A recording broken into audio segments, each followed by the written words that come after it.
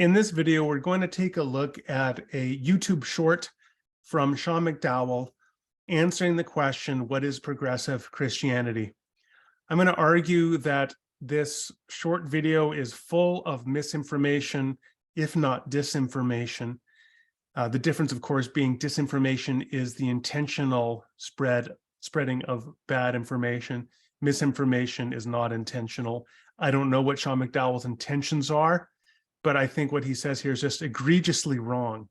Not only that, I also believe that the implications of what he has to say suggest that he holds radically sectarian views about Christianity and what Christianity is. Pardon my dog in the background there.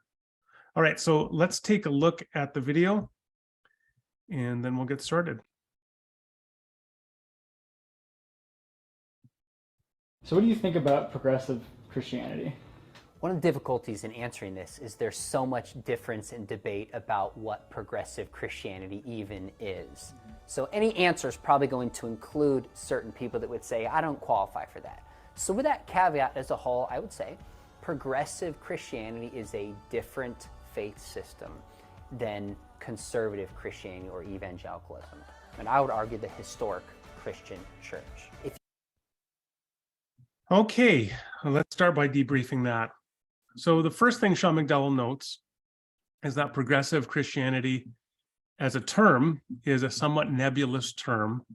We could put it like this: it has fuzzy boundaries, and it's essentially contested as a concept. So there's no universal agreement about who counts as a progressive Christian, and the edges of progressive Christianity are fuzzy. Now, here's the interesting thing. The same is true of evangelical Christianity. Evangelical Christianity, it's essentially contested and there's fuzzy boundaries.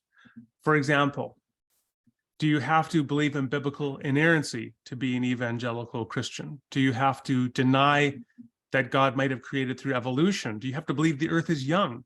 Do you have to vote Republican? Do you have to be pro-life? These are all issues on which Christians disagree as to how to define the term evangelical Christian. That same kind of debate, the same ambiguity, the same vagueness exists with respect to the term progressive Christianity. Sean McDowell begins by acknowledging this, although he kind of implies it's some kind of problem with progressive Christianity, when, of course, again, it applies equally to evangelical Christianity. It's not a problem per se, it's just that these are terms that are fuzzy in nature and that have essentially contested boundaries. But the next thing he says is, so you're always going to get people who don't maybe fit to the definition.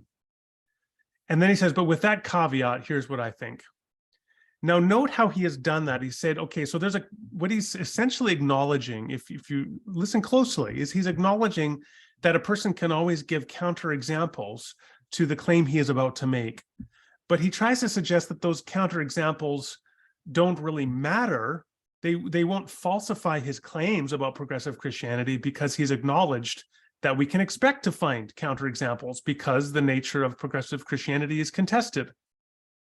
But that's, of course, that doesn't make any sense at all. What he's simply doing is trying to have his cake and eat it too by treating progressive Christianity as if it can be understood as a discrete Christian or a discrete religion, and then kind of setting himself up and protecting his claims by saying, and where you can provide counterexamples to my claims, those counterexamples don't matter because I've already acknowledged that there will be counterexamples. So here's an example that I regularly give. Peter Enns. So people love to, the critics of progressive Christianity regularly cite Peter Enns as a trademark example of a progressive Christian. Another one they often cite is Brian Zond. Brian Zond is allegedly a progressive Christian, although Zond doesn't use that term for himself. But people like Alyssa Childers, they regularly call these people, Peter Enns, Brian Zond, progressive Christians. But there's no question that both Brian Zond and Peter Enns are Orthodox Christians. I've talked about this at length elsewhere. I don't want to spend a lot of time going over that information here, except to note that they are, in fact, Orthodox Christians. So if they are progressive, then to be a progressive Christian is not to be a member of another religion, because at least some progressive Christians are Orthodox Christians. They're not a member of another religion.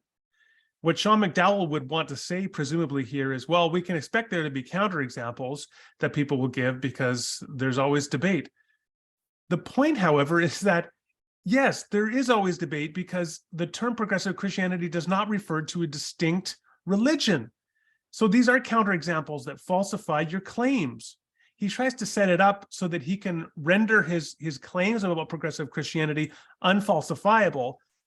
But at best, I think what he is doing is obfuscatory. It's just confusing people and trying to save his claims from counterexamples, when in fact, counterexamples really do falsify the claims that he is making.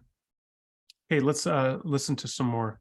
If you look at progressive Christianity and conservative Christianity, they differ over the person of Jesus, they differ over the nature of scriptures, they differ over the nature of salvation, they differ over, in some cases, the belief in the historical resurrection or not. Okay, so now Sean McDowell says, so we compare progressive Christianity and evangelical Christians. They disagree over the nature of scripture. For example, yeah, you know what? Christians across the board differ over the nature of scripture. Christians across the board differ over the nature of Jesus. Christians across the board differ over the nature of salvation. Do you know how much an Arminian and a Calvinist differ on the nature of salvation and the concept of election? Does it follow that one of those two groups is not a Christian? Do you know how much Christians disagree over the nature of the atonement? You have some Christians, like presumably Sean McDowell, arguing for a penal substitutionary theory of atonement.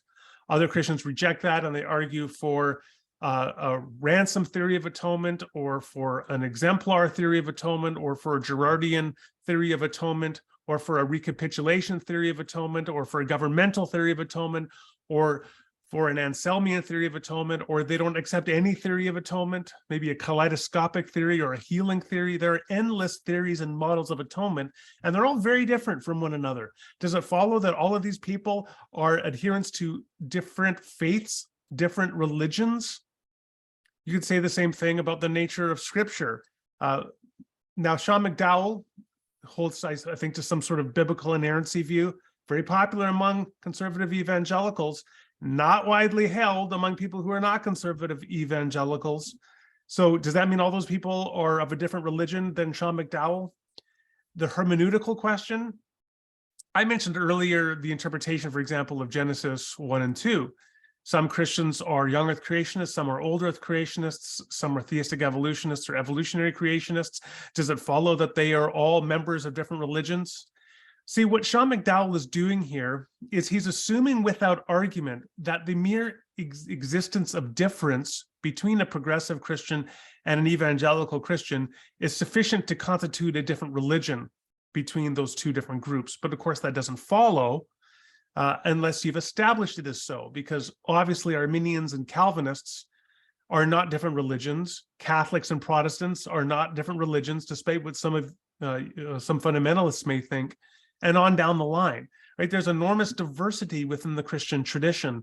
Sean McDowell assumes without argument that the differences that are represented by progressive versus evangelical Christians are somehow sufficient to render them different religions. That's not established at all. The one thing that he notes at the end is he says, well, some progressive Christians reject or deny the doctrine of the resurrection of Jesus. That is a point where I think a person would be rejecting what is a historic central Orthodox doctrine of mere Christianity. And it is true that some progressive Christians are skeptics about the resurrection, and some of them reject the resurrection. It's also true that you can find all manner of theological diversity, including aberrancy and heresy, within people who are ostensibly evangelical Christians. The term evangelical Christian, as I'd like to point out, gets applied to everybody from Kenneth Copeland to John MacArthur to Beth Moore. And within that pantheon, there's a lot of people on the spectrum who have views that can be counted as either aberrant or heretical. Does it follow from those specific individuals who are identified as evangelical but who hold aberrant or heretical beliefs that evangelical Christians are a different religion than other Christians. No, of course not. The same thing you can find among Catholics, right? You can find some Catholics that hold aberrant or heretical views. You can certainly find mainline Protestants who do. You can find some progressives who do. It doesn't follow that any of these groups are another religion simply because they have some people who are identified with that movement who hold aberrant or heretical beliefs.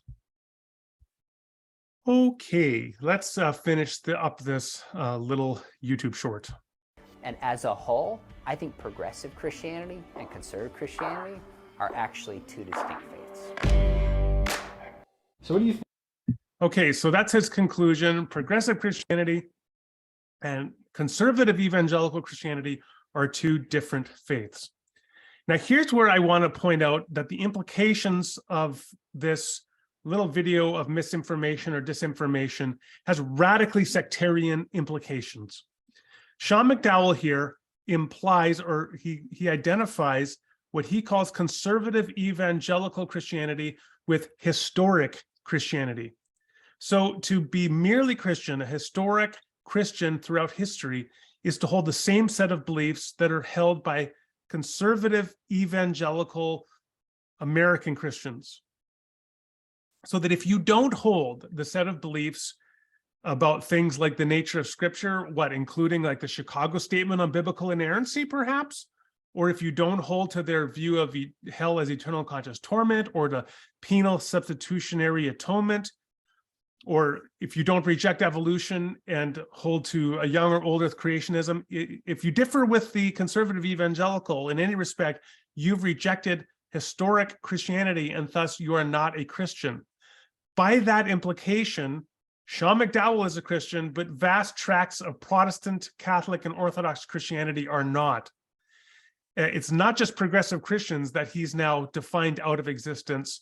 It's also the vast majority of Christendom itself. And this is why Sean McDowell's views are so radically sectarian, and why I believe you could reasonably call them somewhat cultic in nature, because he's setting up his own little belief system, which frankly, North American or Americans conservative evangelicalism within the broad sphere of Christianity throughout history is a cul-de-sac.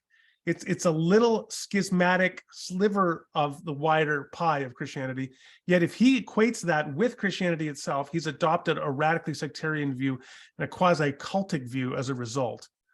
So this is I think, a self-own. Sean McDowell here is not showing that there's some significant problem with progressive Christians any more than he's effectively indicted mainline liberal Christians or Catholic Christians or Orthodox Christians or any other Christian group. Rather, what he's simply done is shown his own cards and shown just how radical his own conservative evangelical or fundamentalistic understanding of Protestantism is.